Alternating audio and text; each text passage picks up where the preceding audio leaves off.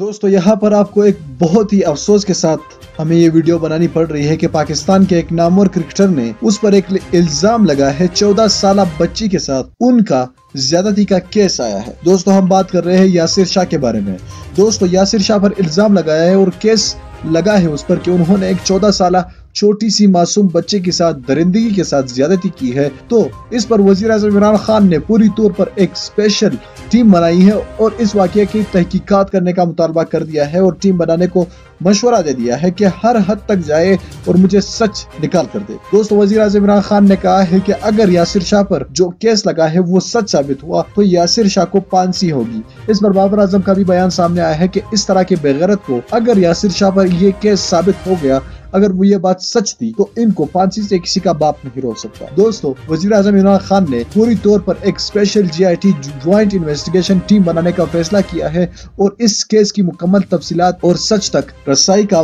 مکمل طور پر اس ٹیم کو اختیار دے دیا ہے، اور اگر یاسر شاہ پر یہ کیس سچ ثابت ہوا تو ان کو پھانسی سے روکنا کسی کی بس کی بات نہیں ہے اور ان کو 100% پھانسی ہوگی۔ دوستو